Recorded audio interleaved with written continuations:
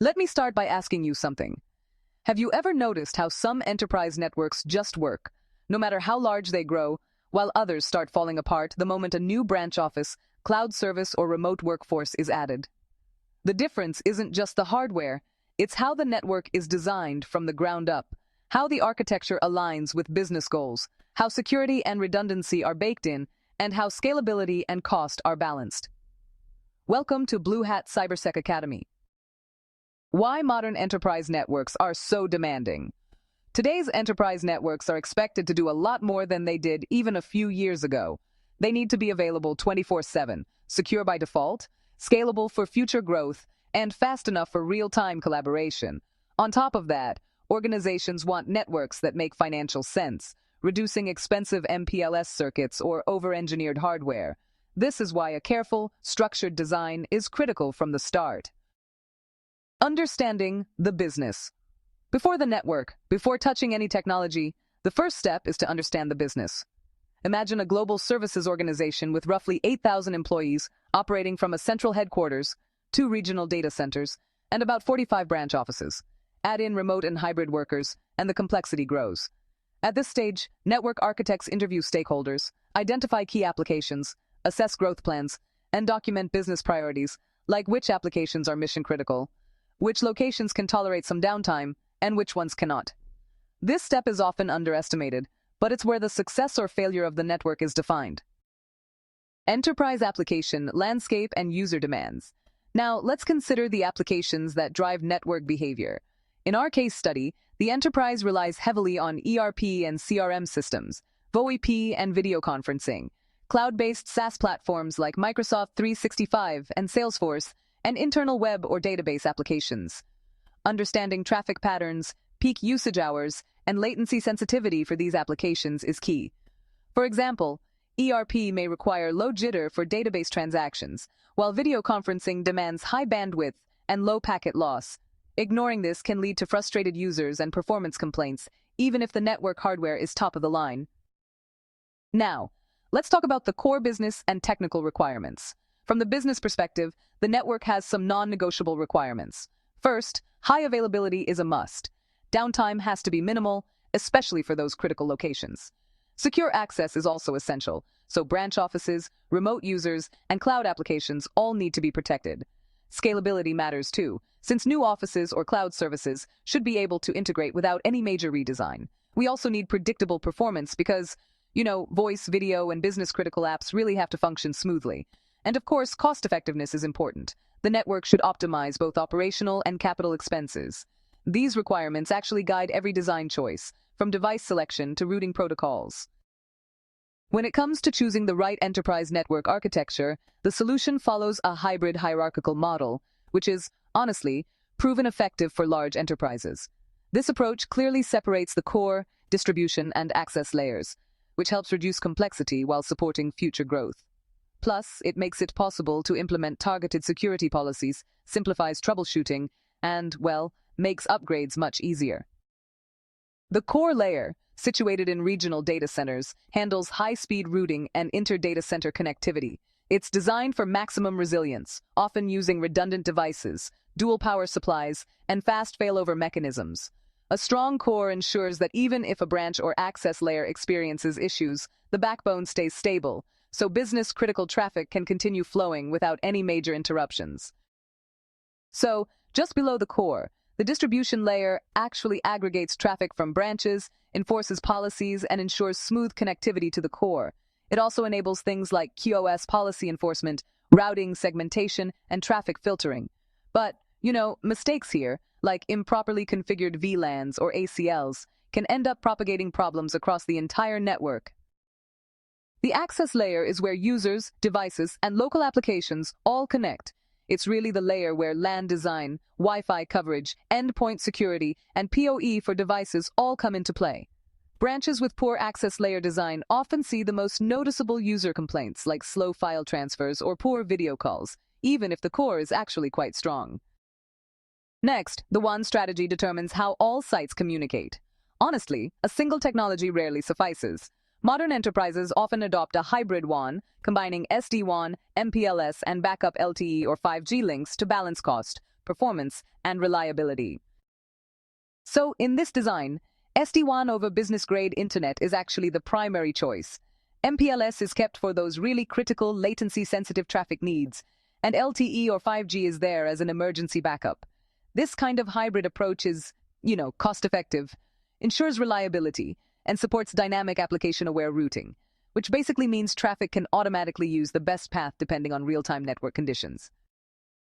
SD-WAN is honestly a game-changer because it allows centralized policy management, rapid deployment of new branches, intelligent traffic routing by application type, and, well, reduced reliance on those expensive MPLS circuits. Without SD-WAN, large networks just become rigid, expensive, and honestly, quite hard to scale.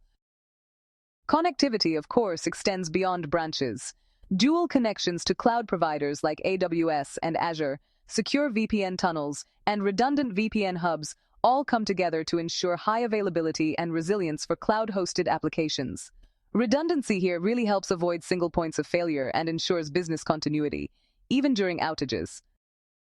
So, security is integral, not optional. It's embedded in the architecture from the very start, which really helps in reducing vulnerabilities and those unexpected operational surprises. A reactive security approach often leads to costly redesigns or even breaches. Next-generation firewalls protect the network at perimeters and aggregation points. Traffic is segmented into user-server DMZ guest and IoT zones, which honestly limits lateral movement in case of a breach. Micro-segmentation adds an additional layer of protection for sensitive workloads. Zero-trust principles ensure there's no implicit trust, ever. Access decisions are identity-driven, not location-based, which is actually pretty important. Verification continues throughout the session.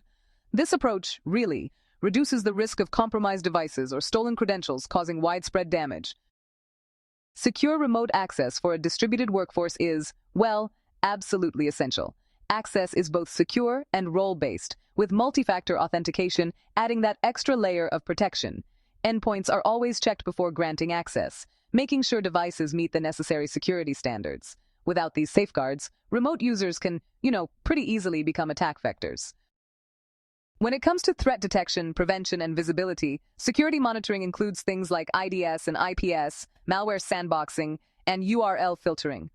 All logs are sent to a central SIEM, giving teams full visibility and, honestly, actionable insights.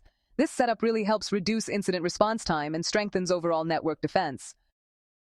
Designing for high availability and resilience means, well, redundancy is key.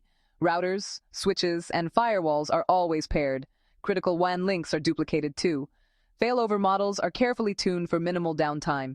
This approach ensures that business-critical services stay operational, even during device or link failures. Device, link, and path redundancy are, really important for network reliability.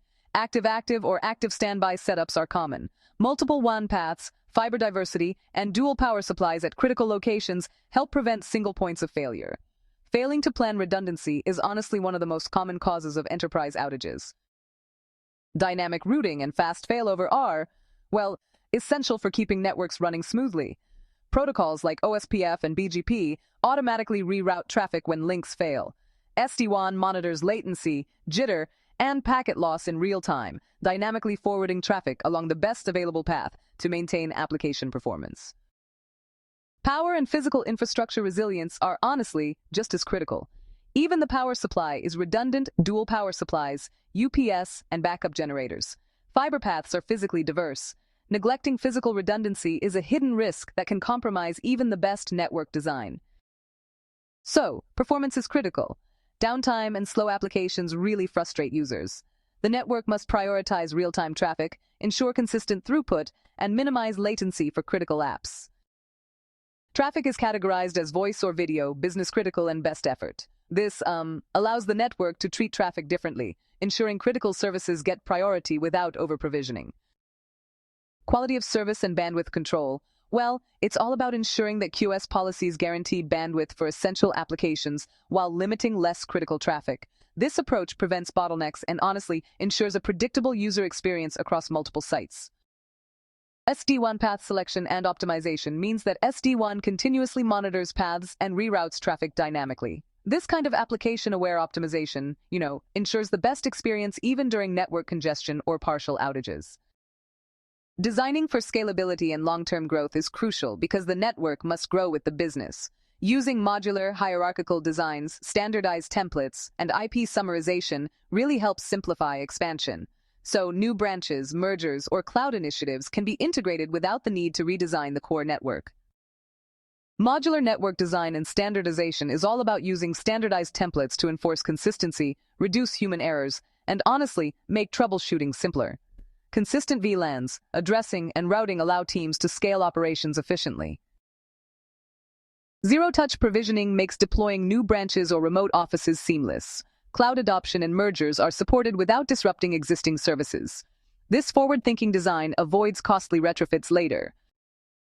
The network is IPv6 ready with a dual-stack approach. This enables a smooth transition from IPv4, ensures future compatibility, and prevents rushed migrations later.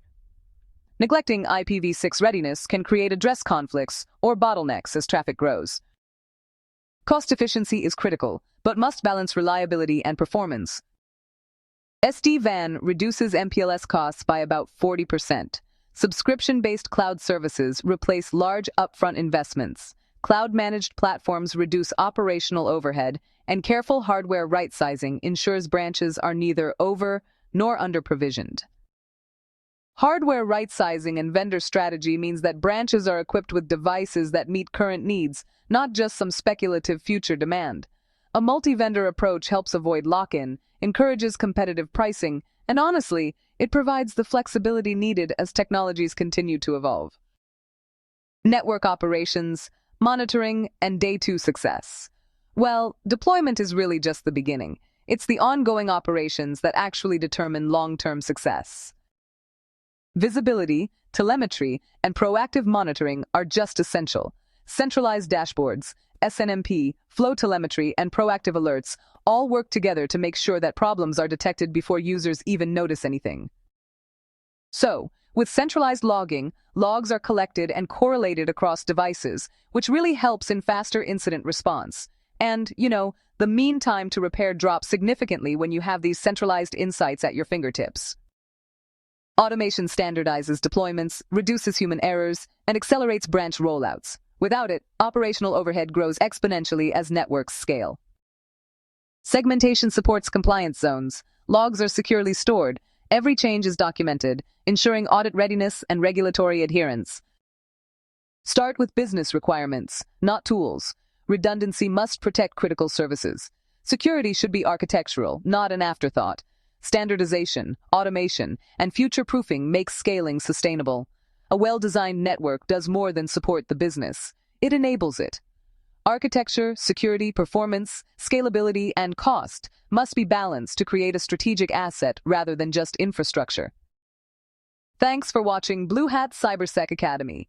If this session added value to your day, give it a like, share it with someone who could benefit, and subscribe for more practical networking and cybersecurity content from Bluehat Cybersec Academy. Drop a comment. We'd love to hear how you're applying these concepts in your own environment. See you next time. Stay curious, stay secure, and keep building networks that actually work.